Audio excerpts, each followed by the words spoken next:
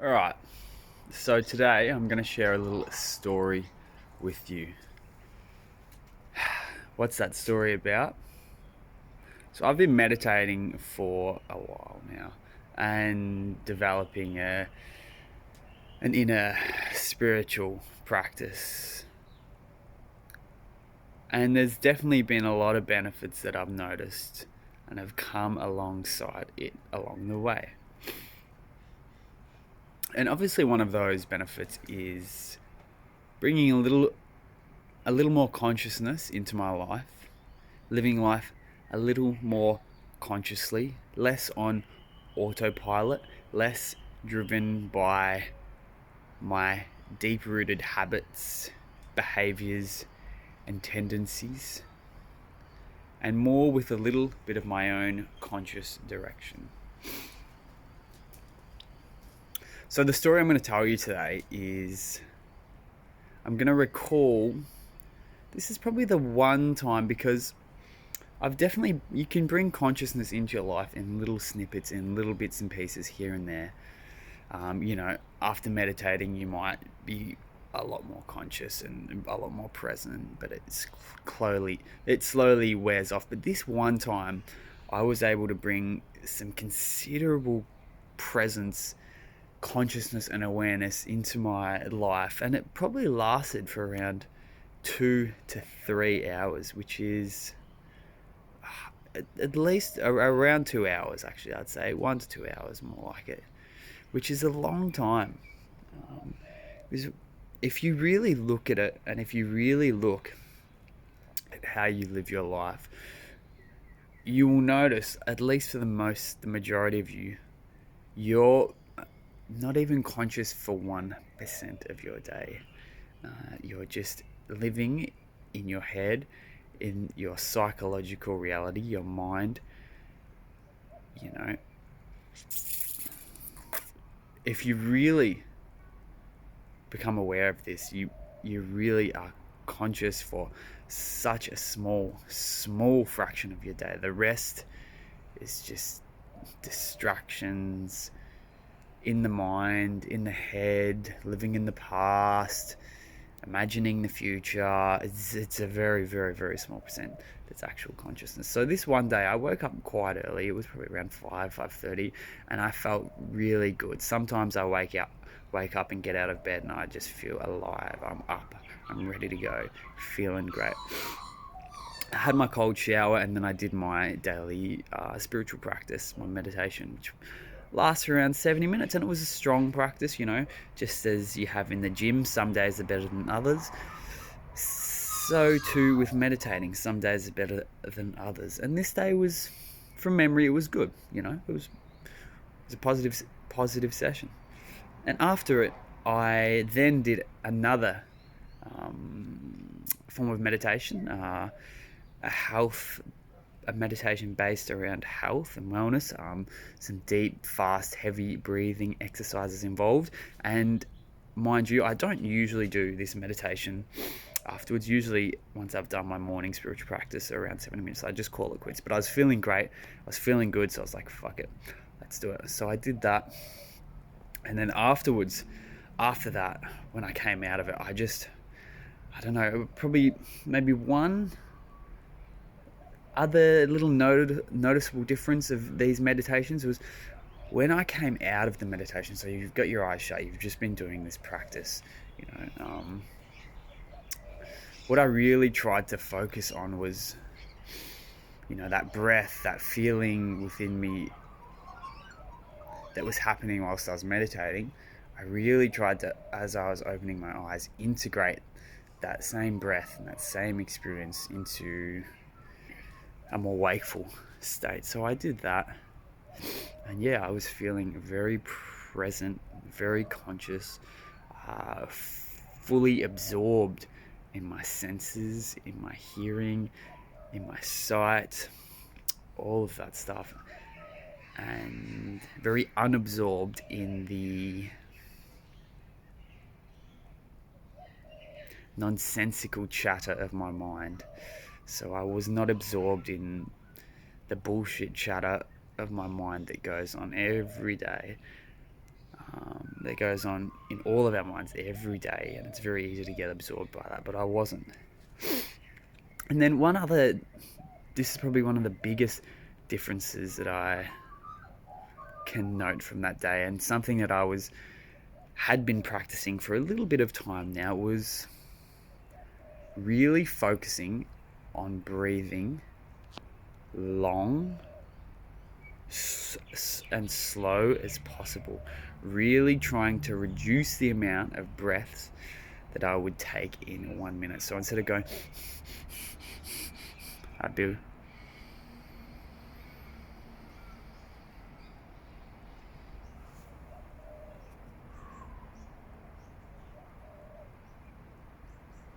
so you get the picture. I was probably breathing a handful of times a minute.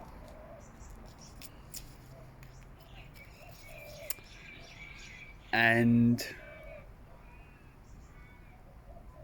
there's methods to my madness. In the animal kingdom, in life, really, one's respiratory rate is very closely linked to their longevity. So you'll note, say, I don't know the exact figures here, but a mouse or a rat, they breathe quite rapidly. It's much more than what humans breathe per minute, and consequently they live quite a short life. Us humans, we breathe a certain rate. I think it's around 12 to 15 times, maybe 15 to 20 times per minute, around that area, depending on how fit you are, a minute. And we live around 70, 80 years. You've got elephants, again, a low respiratory rate similar to ours, and they live a similar amount of times. And then you go to the other end of the spectrum, you've got like Galapagos tortoises, for example, who breathe around I think it's around 2 to 4 times per minute, and they live a really long time, like many centuries. And I think, from memory, don't quote me on this, but I think there's a type of sea snake that breathes once a minute and has a phenomenally long lifespan.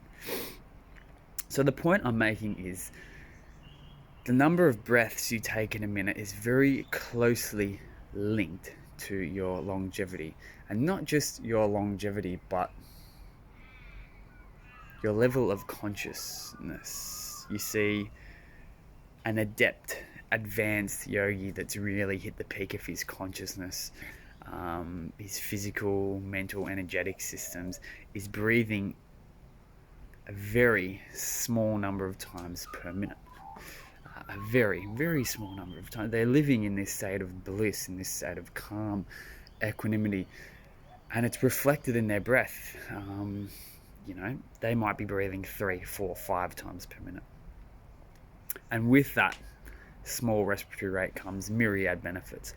Then you take a person that's, suffering maybe some mental issues or some physical ailments, or is just generally stressed, anxious. They're going to be breathing short, rapidly. What happens in a panic attack? A person is, they're just breathing short, rapidly, many times per minute. And it's not great. It's not great for you. So there was a method to my madness. I was really focusing on breathing as fewer times per minute as possible. And on top of this, not just breathing, but really, instead of getting caught up in this chatter up there, I was really focusing on just feeling and being aware of every breath. The air brushing past my nostrils, going down my throat, out, again, really being in tune with that, and trying to move the focus of my focus and my attention from there into the breath. Because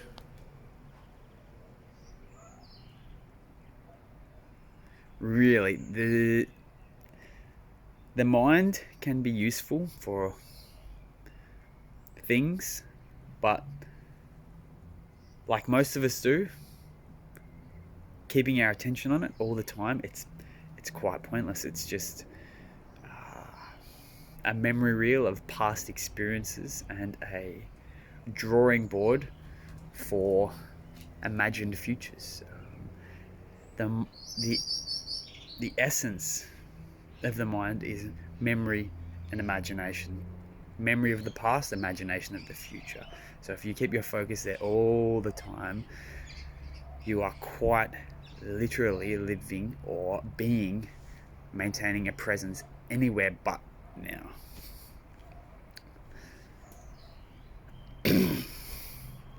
So that's why I was doing that. But anyways, back to the story, but I digress. So yeah, I did this extra long meditation practice. I woke up feeling great. I did extra long meditation practice in the morning, and I really was in focus and in tune with my breath, and really focusing on that slow, long breath, being aware of it. And I just touched this level of consciousness within myself that I'd never touched before. I remember I went to the shops to buy stuff because I was going to cook my family breakfast, and I just remember driving and just looking around and being like, whoa, this is what the world looks like. This is what life is like when you're not absorbed in the grossness of your mind. Like, it was phenomenal. I just remember thinking, far out, this is crazy. Like, everything's so beautiful. Like, it was like that. It was like everything just looked really beautiful. There was no focus up here. The focus was in the world around me, and like the sheer perfection and beauty of it all. And that stayed with me for about an hour or so. And I remember in this time frame, I had 2 conversations with some family members. And in both those conversations, I just felt like I really soaked up what they said. I was very conscious, very aware of the things that they were saying, and, you know, what I said in response to them, because they were both sort of, what they were telling me was somewhat issues of their lives and what have you. And my response to both of them, it just felt like there was this depth of wisdom that was coming up from me that I did not usually have at least conscious access to. I just felt like what I was saying was really profound and really relevant to what they had just told me. And this wasn't just reflected in my own perception of it. This is also reflected in how they responded to what I was saying, which was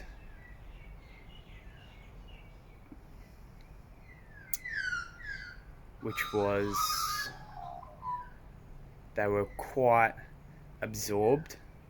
They listened intently, and they provided some really positive feedback to the things that I had said. So, confirming this wasn't just all in my head, thinking I was fucking all this and that. And like I said, this lasted for around 1 to 2 hours. You know, I ended up going for a walk with these family members that morning, Mount Lofty, for those of you local people that might know it. And it was a really, again, the same thing happened on the walk. Actually, there was another thing I forgot to tell you, but I'll get to that. But on the walk, I just was not engrossed in here, and I was so focused and aware, you know, of my breath. But in doing so, in staying with my breath, in staying focused on my breath, my senses just opened up, and I just remember looking around again and thinking, whoa, everything is perfect. Everything is gobsmackingly beautiful.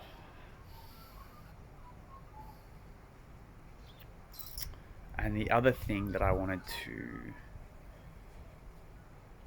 tell you about this experience was, I noticed that I had zero desire or zero inclination to talk. See, if you take anything away from this video, let it be this one thing. Not a large percentage of what we say is assumptions or conclusions.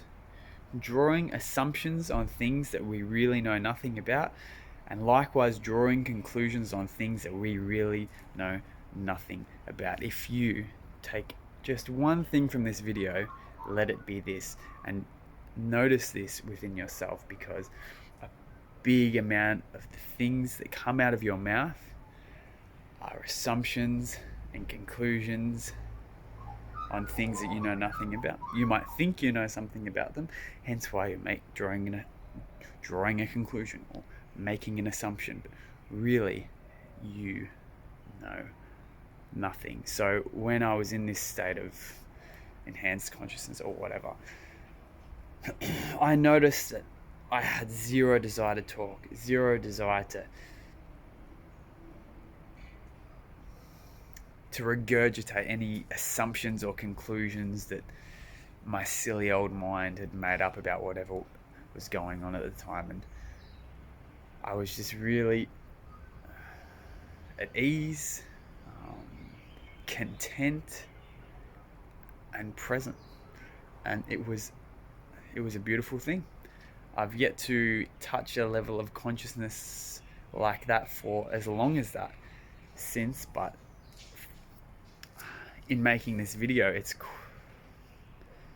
making me question why I haven't, and it's bringing to my attention all the things that I did to achieve this and why I haven't tried doing them again. So at least if you didn't get anything from this video, I did. Cool. Well, for those of you that made it this far, thank you for your time. I'm very grateful that you gave me the time to listen to this. For those of you that didn't, I'm still very grateful that you gave it some time. It's beautiful weather today. I can feel the sun on my skin. Glorious. I hope you all have a fantastic day and long weekend.